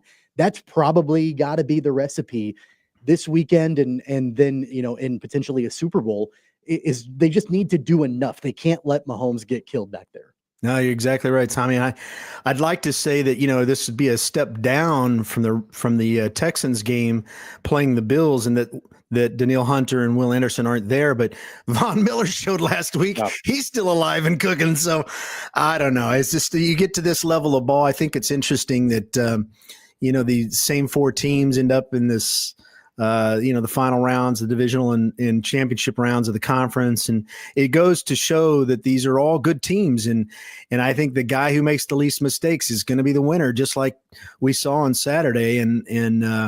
But to Tommy's point, the offensive line, I think, is going to win it. If we three-peat this thing, it's going to be said about them that they did just enough to get it done, because I just don't think there's a deeper well there they can tap right now.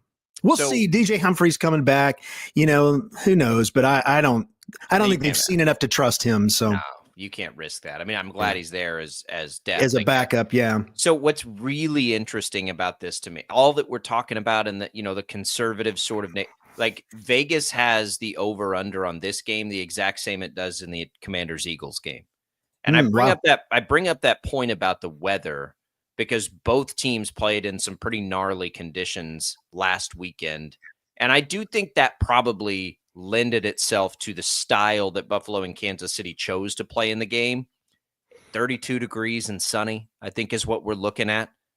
They're going to get tempted, I would imagine, both offenses to probably take more shots. Vegas certainly thinks so, than they did in those opening games.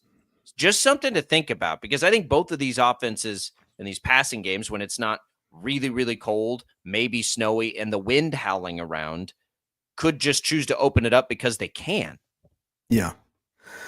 Well, I think one of the things that Mahomes and Allen have both done well this year is to take what the defense has given them. I think in particular, Mahomes learned that last year. I think Allen kind of learned that this year.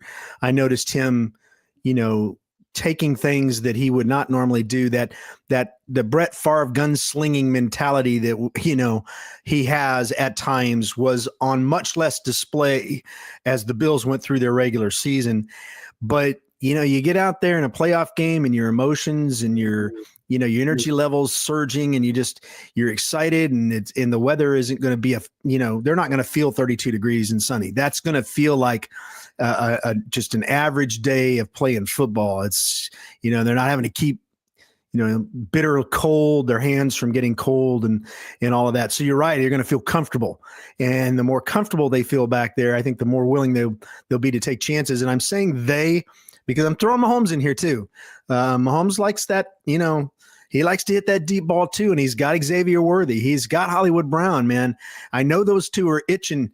Those three are itching to put on a demonstration. And as a side note to last week's game against the Texans, I was disappointed in the Chiefs' ability to engage DeAndre Hopkins. I really feel like he is a huge factor, or could be a huge factor in these games. And so as much as I love seeing Kelsey, get something to eat, I just feel like DeAndre Hopkins, they almost forgot about him. And I don't know if that was the case. I don't know if he's just in a weird progression of Mahomes' reads and he wasn't getting to him, but I'd like to see them not forget about him this week for sure. I think it's either or, Kelsey or Hopkins. Like, I think if you lock up Kelsey, you're going to have to deal with that on Hopkins. Dan, we appreciate it. You guys will have pre and post game coverage for us here on KNSS on the Chiefs Radio Network, championship weekend, a 5:30 kick. So I guess the sun isn't a factor, but I don't think it's supposed to be particularly windy yet at this point. 5-mile-per-hour winds. It's going to be, as things go this time of year at Arrowhead Stadium, it's going to be a nice change from the Miami game last year and That's right. And last week against that game. So we're looking forward to it. We're looking forward to the call with Mitch and you guys getting it all done for us. And man, it's storybook what we've Fun got stuff, coming this isn't weekend. it? Hard to believe, one game away from a goal like three-peating. It's just phenomenal. Unbelievable is correct. Dan, we appreciate it. You bet. Have a good Tuesday, guys. We'll talk to Dan next week and recap what we see on Sunday. But yeah, it's 47.5. Is that over under, Tommy? I hadn't looked at that yet. That's pretty crazy. We'll come back. We'll continue the conversation. There's been coaching moves in the NFL as well that we need to get to, some headlines. Don't go away. It's Sports Daily on a Tuesday.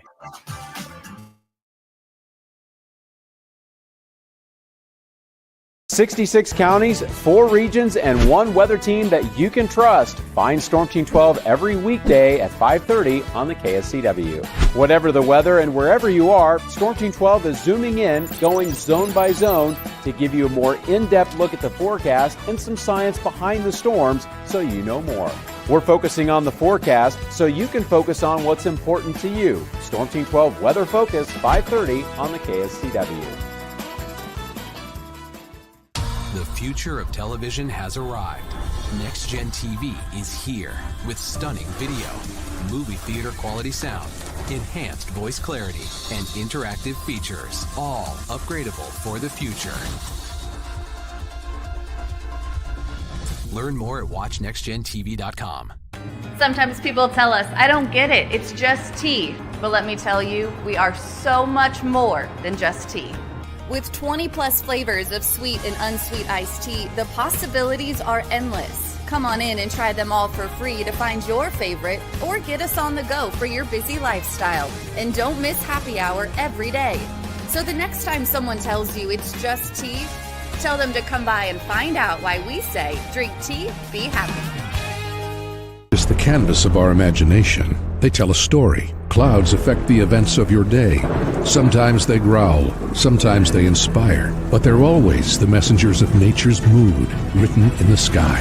Storm Team 12 understands the language of clouds. We're dedicated to decoding their message so you know what to expect. Behind every cloud, there is a story waiting to be told. Trust Ross Jansen and Storm Team 12, alerting you first to the impact on your life.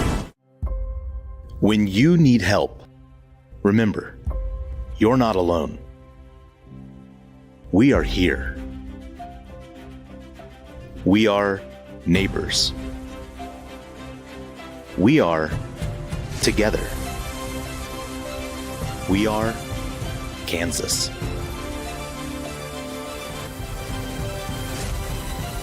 We are 12 News.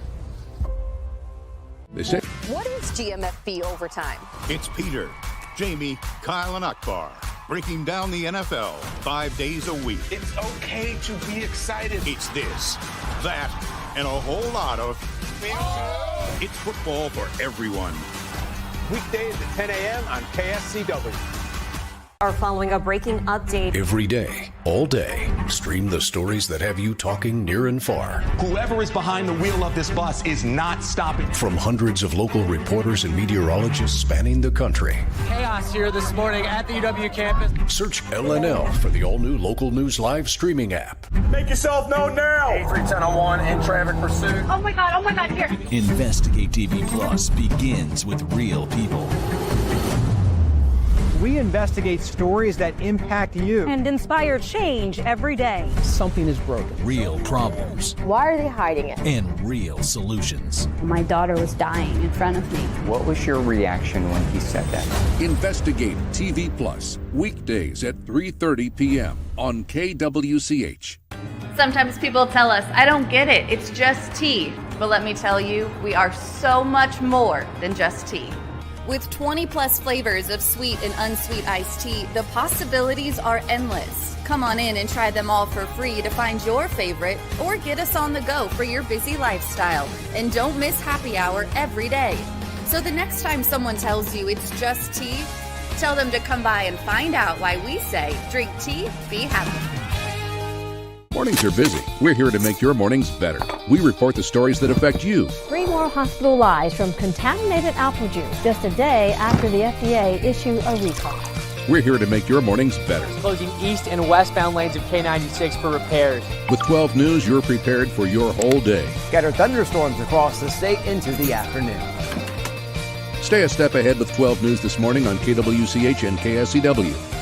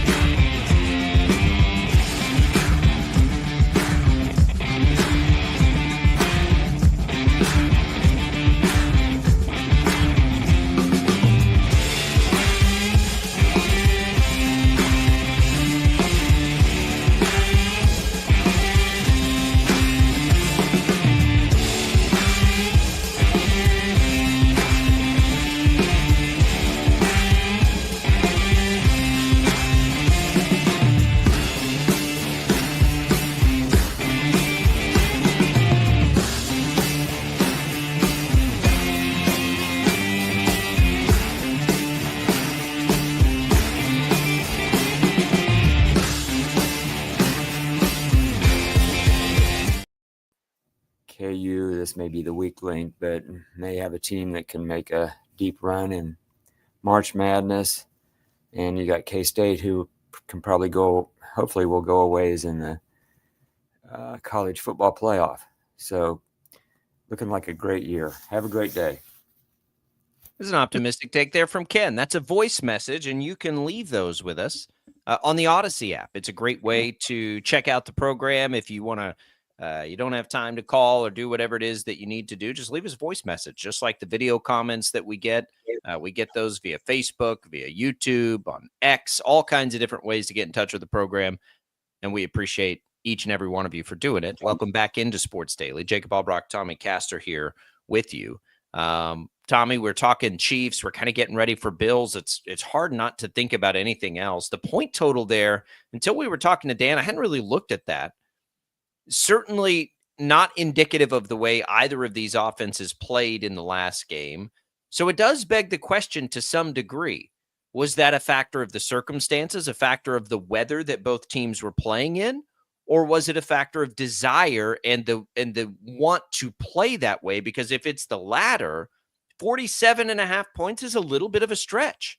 I think Vegas is anticipating these teams being more of the juggernaut offenses they're both capable of being in this game. I think that number is set on just exactly that. It's set on what Vegas thinks the ceiling is offensively for both of these teams.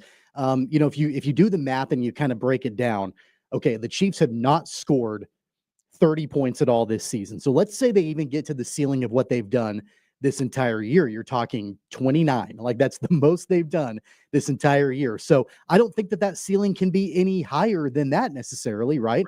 So you're looking at a ceiling of 29 max points, and you subtract that from 47.5, you're talking what, a 29-19 game at that point. You're talking about like a 10-point potential win for Kansas City right at that line, or it might be broken down a little bit differently than that, but that's kind of the distribution. So while I think that number is a little bit out of reach, at least from what we've seen from Kansas City offensively, with the weather being potentially good this weekend and with the way that both of these teams are playing, I think this is a game that a lot of people will probably hammer the under, but it wouldn't shock me if we see both of these teams actually unlocked. That's a long version way of getting to what I wanted to say. Yeah, I think I'd lean the under. I think I would lean the under because I think a lot of people are going to, but it wouldn't surprise me if all of a sudden we see both Mahomes and Allen unlocked a little bit. Well, for sure, that's always possible with these teams because they're the two best.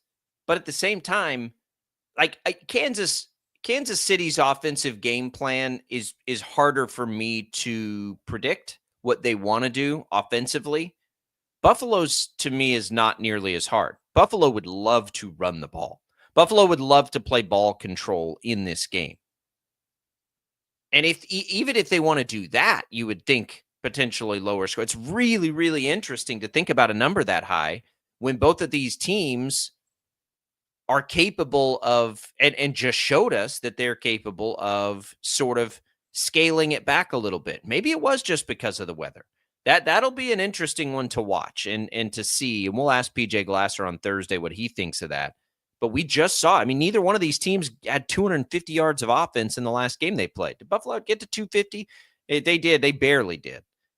That's a pretty interesting dynamic. By the way, the Chiefs just went to a 2-point favorite. So the line is moving in their favor, which means the public likes the Chiefs, which doesn't surprise me. It doesn't get, I mean, this is storybook on that side. And then on the NFC side, you've got, Jaden Daniels trying to, and really everybody rooting for him because nobody likes the Eagles, I don't think, outside of Philadelphia fans. You're just kind of rooting for Jaden Daniels and the Dan Quinn, Cliff Kingsbury redemption story that is. Well, it's awesome. It's hard not to get caught up in it, quite frankly. Ben Johnson, Tommy, is going to be the coach of the Chicago Bears.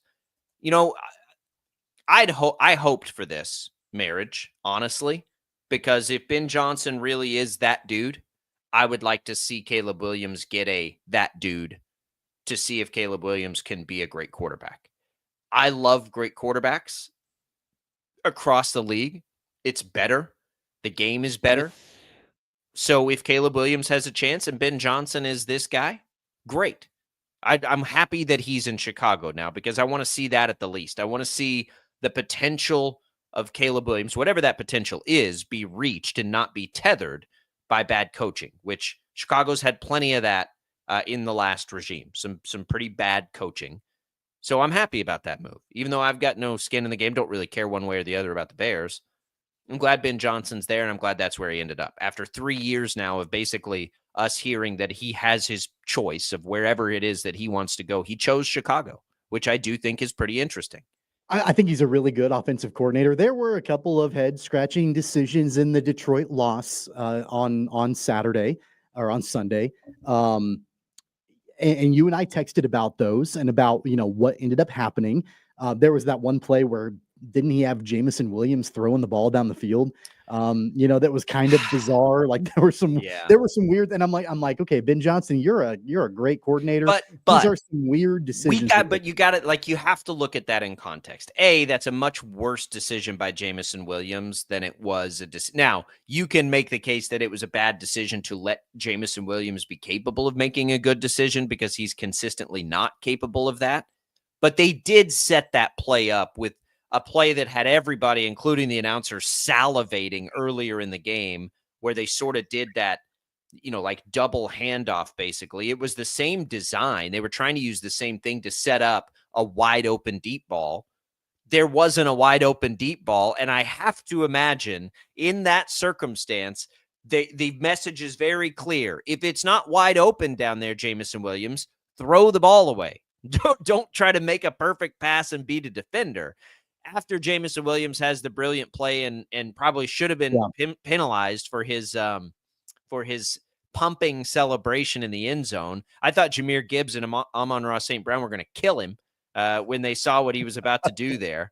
You don't get flagged for that, but you get flagged for dunking the football over the goalpost. And isn't there the old joke of how many pumps you can get before it's a flag? I think there is something like that, but I don't know that there's a more boneheaded athlete. Isn't that a Blink-182 song? How many pumps you get? No, isn't like shake it once, you're fine. Shake it twice. Oh, a good time. I don't know. Yeah. I don't know. Shake it 3 times. Yeah. I'm not sure, but what are you doing, dude? Like that guy makes between the betting and he is one bad decision after another. Like he makes George Pickens look like a Rhodes Scholar when it comes to good football decisions being made within a game. Like, come on, dude. Like you can't do that in that spot. Yeah. And then he has that throw. So I don't know how much of that's Ben Johnson. Long way to get to that. I don't know how much of that is Ben Johnson in design and how much it's just Jamison Williams making a really terrible and awful in-game decision. It's probably both. Now, again, don't let him do it because he's never shown you he's not going to do it. Like he's an incredible athlete that makes explosive plays, but he also makes bad decisions every opportunity he gets to make a bad decision. But I'm glad Ben Johnson's in Chicago. Looks like Aaron Glenn may be the leader in the clubhouse for the Jets. It's fine. I don't know what to make of the Jets job because I don't know what the quarterback situation is going to be. And then that's it. That's really all the movement we've had. There was Kellen Moore to Dallas, smoke. Now there's Brian Schottenheimer, who is the offensive coordinator, smoke, which makes absolutely no sense. Why would you promote from within if you're going to let Mike McCarthy walk? Would you rather have Kellen Moore be the head coach, or would you rather have the alternative? The alternative. You'd rather the have alternative. Whatever the alternative is, whatever the alternative is. Yes. No. Would you say that Jalen Hurts has become a better quarterback under Kellen Moore? No. Would you say that Justin Herbert last year became a better quarterback under Kellen Moore? No. Would you say that Dak Prescott ever became a better? No, absolutely not. I don't want. Kellen Moore is a better potential coach than Jason Witten is? I don't want Kellen Moore anywhere near Dak Prescott. Nowhere. No, absolutely not. Be the last, of the list of potential hires for the Cowboys that I would be on board with, that would be at the very absolute bottom of the list. No, doesn't make any sense. He may be a great head coach. This isn't even so much a knock on Kellen Moore and his prowess to do it, because he was the golden boy for a long time. It's that everywhere he goes, quarterbacks don't get better. Now, you could make the case that the Eagles' offense in totality is better, and I'll subscribe to that. Absolutely. But for the Cowboys to succeed, Dak Prescott must be the best version of himself. And that's where I would say absolutely not to Kellen Moore. It just doesn't make any sense to me. Jason Witten, I don't know what Jason Witten does stylistically. I have no idea what Now, and people are all over the Jason Witten hire. Like if you told me you were bringing in Jason Witten and you'd have Cliff Kingsbury as his offensive coordinator and Dan Quinn as his defensive coordinator, be like, yeah, okay, that's probably fine. That sounds good to me, right? He's a Hall of Famer. Like he knows football. He's fine. He's been coaching, at least doing some in-game thing. I know it's high school, but at least that to me is a better swing, than Kellen Moore. Or maybe even Brian Schottenheimer, who was a part of the regime that just left. Now, I don't know anything about Brian Schottenheimer, so but Kellen Moore, no, the quarterbacks play worse when he's there everywhere he goes. No, I don't think the Cowboys can survive and thrive that way. They have to get the best of Dak Prescott. Cost him $60 million. Who are they going to thrive with? Like, if you had to rank it, like who are you at this point? The Deion smoke has calmed down, I feel like, quite a bit. It's quieted down. Let's take him out of the equation because that's going to be splashy. Outside of potentially Prime, like who are you Tomlin. looking at? I would have loved Vrabel. That's no, I not know. So who's out left there? that you can go and get? It's a not good Kellen question. Moore at this point. No. Because I think it's going to be Kellen Moore. I mean, it wouldn't shock me if it was. I don't even know, honestly. Like, I love the idea of the defense, just a hard-nosed but it matters really about, like, who's going to do what with Dak. Are you going to make him a play-action quarterback again? What does he have left in the tank? I'm pretty much open to anything except for a retread or Kellen Moore. Like, I don't want what we've already seen. And again, that's not even a knock on Kellen Moore. It's not. Like, it's a knock on that didn't work for Dak. We already know that didn't work for Dak. So you've got to be able, for however you do it, you have to try something else for him. Here's a question. Do you think Jerry Jones could pull Cliff Kingsbury to Dallas? And would you be okay with that? I would, honestly, because I actually am pretty fond of Cliff Kingsbury. He even was if not it didn't a good head coach for the Cardinals. It did not go well. Was Kyler was Kyler Murray good? I mean, Kyler Murray was better when Kingsbury left. That's what I'm saying. And if you're telling me the only thing he does is make Dak better, then yeah, I'd probably be okay with that. In the short, at least taking a swing at it. Is a better quarterback now that Cliff Kingsbury's not there. Oh, you think Kyler Murray's better without Cliff Kingsbury? I don't think has Murray regressed. I mean, since Kingsbury left, at least I feel like Jonathan Gannon is turning that franchise around to win games. No, I think couldn't do that. I think Kyler Murray has absolutely regressed since Kingsbury left. I wish I had time to look at this now. His quarterback ratings were the highest in 21, 20. But they're not winning. They didn't win games with Kingsbury. I think they're going right. to be I'm talking about just for the quarterback. I'm just talking about we can talk about that tomorrow. But it's an interesting conversation. We'll see. Kingsbury's, I think, going to stay in Washington. We'll come right back. More Sports Daily after this. Just hearing the word IRS can make people 66 counties, 4 regions, and 1 weather team that you can trust. Find Storm Team 12 every weekday at 5:30 on the KSCW.